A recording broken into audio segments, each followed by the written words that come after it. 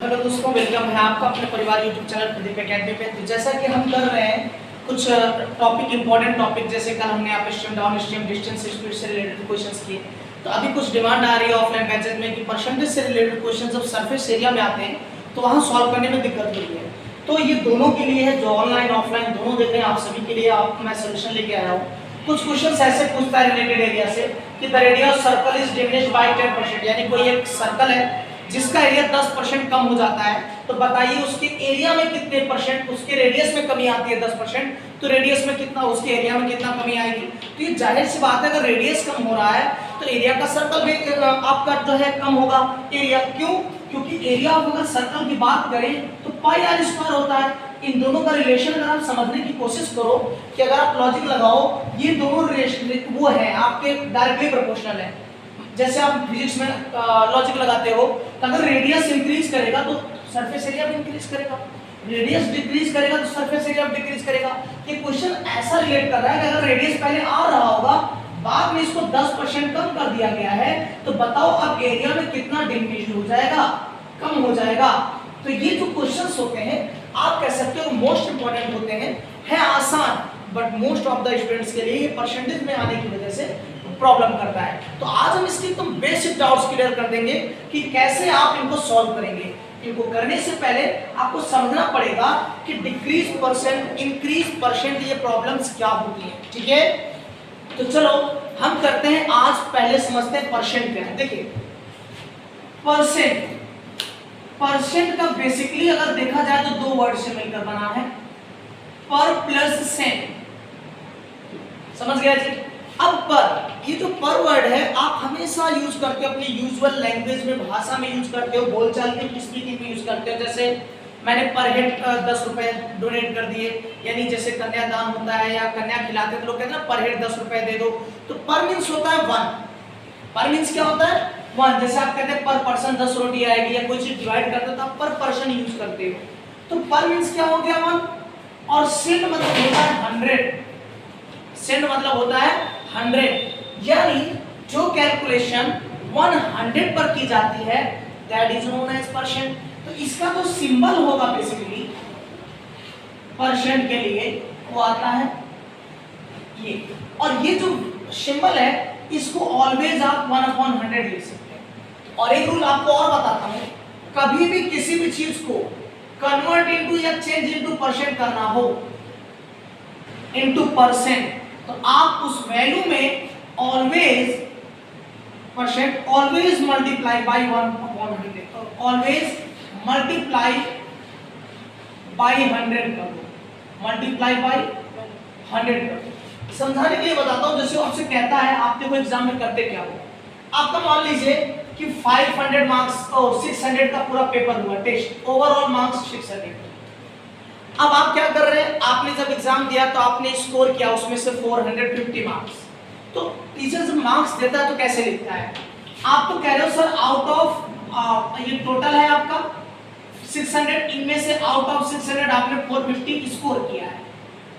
ये तो नंबर में आपने बता दिया कि मेरा जो नंबर आया है 450 है, बट अगर इसे परसेंट में बोला जाए तो आप कैसे लिखते हैं। टीचर जब मार्क्स देता है तो क्या करता है, होल वैल्यू को ऑलवेज कहां लिखता है, होल क्वांटिटी को डिनोमिनेटर में, होल क्वांटिटी को डिनोमिनेटर में लिखेगा, और जो आपका स्कोर होता है उसे कहां लिखता है, न्यूमरेटर में लिखता है। और मैंने कहा कि अब आप चाह रहे हैं कि इसको परसेंट में बताओ कि मेरा नंबर परसेंट में कितना आएगा, तो मैंने क्या बोला कि आप जब भी परसेंट में बदलना हो किसी भी वैल्यू को, ऑलवेज आप उस वैल्यू को मल्टीप्लाई कर दीजिए जी 100 से। तो इस वैल्यू को क्या कर दीजिए, मल्टीप्लाई 100 कर दीजिए। जैसे ही आप 100 करेंगे इसका 2 0 कैंसिल। अब यहां से इसको आप डिवाइड करना शुरू करो। जब आप डिवाइड करोगे 6 7 जा 42, 3 बचेगा, क्योंकि 6 8 जा 48 ज्यादा हो रहा है, 3 बचा, ये बना 30। तो 30 के लिए कितना डबल करोगे, 6 5 जा, यानी आपका परसेंटेज में कितनी वैल्यू थी 75। यानी मेरा कॉन्सेप्ट क्या था बच्चों, मेरा कॉन्सेप्ट ये था कि परसेंटेज निकालते कैसे, टोटल वैल्यू को डिनोमिनेटर में लिखते हैं और जो वैल्यू बदल आती है, ऑब्टेन होती है, वो कहां लिखते हैं, न्यूमरेटर। एक तो कॉन्सेप्ट ये समझना है। अब मेरा कहने का ये मतलब है अभी ये समझ लेते हैं, तब आप ये आसानी से समझ जाएंगे। अब देखो एक क्वेश्चन और समझाना चाह रहा हूं आपको, कह रहा find the percent in each case. एक कंडीशन दे रखा है कि मान लीजिए सपोज करो कि 30 रुपए किसी बंदे की सैलरी थी और वो उसकी सैलरी 30 से कहां चली जाती है 32। आपसे बोलेगा इसमें बताओ कितना परसेंट का चेंज हुआ। मैं ट्रिक बता सकता हूं, डायरेक्ट कर सकते हो, बट आप पहले समझो कि बेसिक कॉन्सेप्ट क्या है। आइए करते हैं। पहले आप देखो चेंज इन वैल्यू कितना आया। चेंज इन वैल्यू अगर आप नोटिस करेंगे तो चेंज इन वैल्यू या शॉर्ट में लिख देते हैं, चेंज इन वैल्यू कितना आ रहा है आपका G2 आ रहा है। तो परसेंट बदलने के लिए मैंने क्या कहा, अभी देखो ध्यान से, एक्चुअल वैल्यू को ओरिजिनल वैल्यू को डिनोमिनेटर में लिखेंगे। ये बताओ 30 से 32 हुआ तो ओरिजिनल वैल्यू क्या होगी? ओरिजिनल वैल्यू 32 नहीं होगी, 30 होगी ना, क्योंकि 30 से क्या हुआ था हुआ। और अब परसेंट बदलने का रूल क्या है, आपने सीखा है कि परसेंट के लिए हम क्या करेंगे 100 से मल्टीप्लाई कर देंगे, और जब आप इसके एक जीरो से एक जीरो कैंसिल करेंगे तो यहाँ आ जाएगा 20/3 और परसेंट का साइन लगा दो, ये आ गया परसेंट, यहाँ आ गया परसेंट। सेम कॉन्सेप्ट है कि नहीं? तो लोग जो फार्मूला लगते हैं, देखो अगर ये क्या था वैल्यू छोटे से बड़ी हो रही है, इसको कभी कभी नाम देते हैं जूनियर क्लासेस में इंक्रीज परसेंट कैसे निकालोगे, तो फार्मूला देता है बुक में और रटते हैं बच्चे, क्या रटेंगे इंक्रीज परसेंट कैसे निकालेंगे। तो इंक्रीज परसेंट निकालने के लिए लोग यहां लिखते हैं इंक्रीज वैल्यू और डिनोमिनेटर में लिख देते हैं ओरिजिनल वैल्यू, और फिर क्या करते हैं मल्टीप्लाई 100। ये फार्मूला रटते हो, रटने का जरूरत ही नहीं ना अभी, हम क्यों रटे? मैथ्स रटने पर गए तो फिर तो आप बर्बाद हो गए।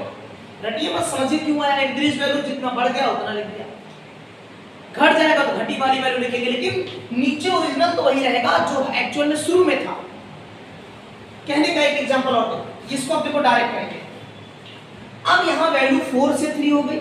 अब मुझे बताओ ओरिजिनल वैल्यू अब क्या है 4 है, 4 से 3 हो रहा है तो डिक्रीज हुआ कि नहीं, इसे क्या कह सकते हैं डिक्रीज परसेंट।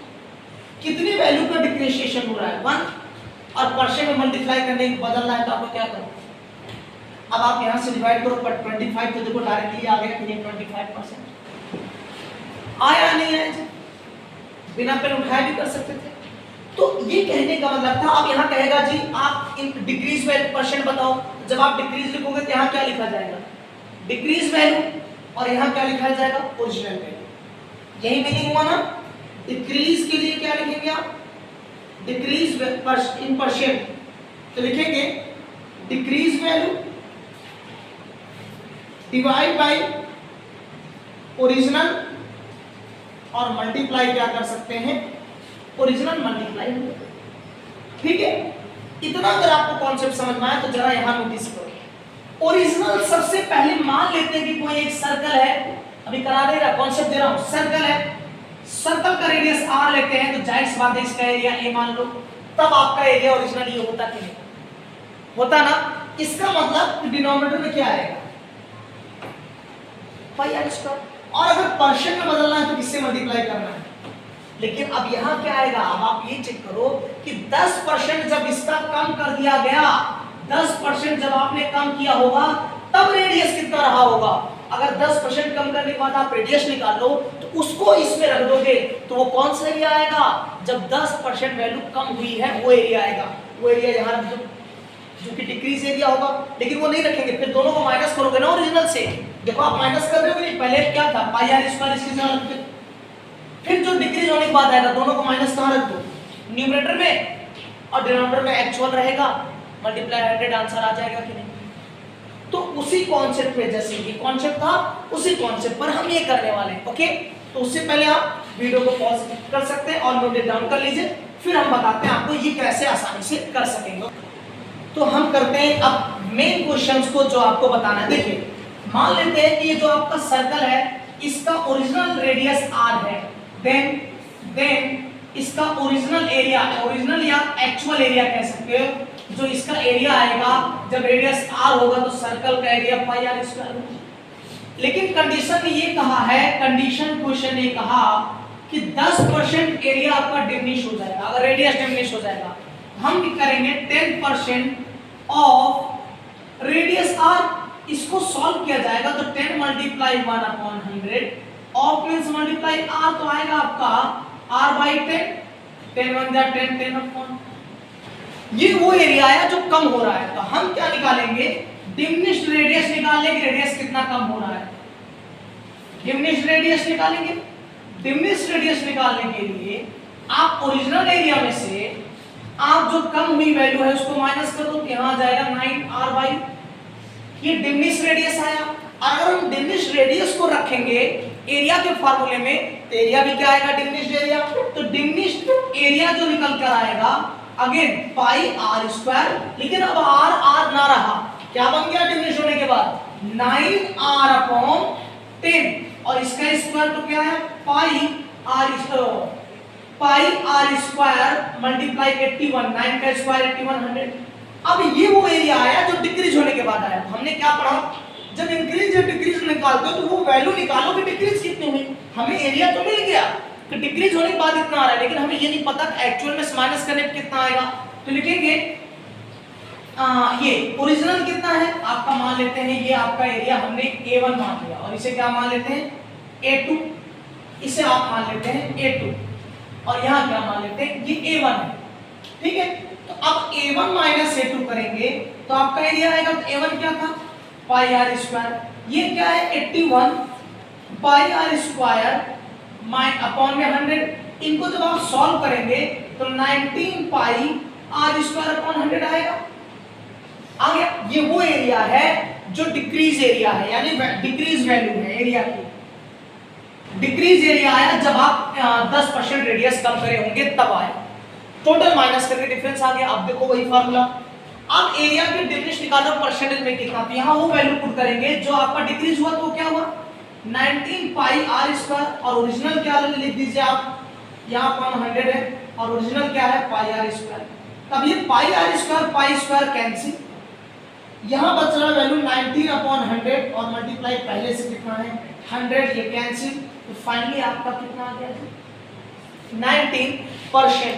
यानी अगर किसी भी सर्कल का एरिया 10% डिक्रीज करोगे, रेडियस डिक्रीज करोगे, तो उसके एरिया में 19% की डिक्रीज हो जाएगी। तो आई होप ये क्लियर हो गया। तो अब इस तरीके के आप क्वेश्चंस कर सकते हैं। फिर मिलेंगे नेक्स्ट वीडियो में, मेहनत करते रहिए।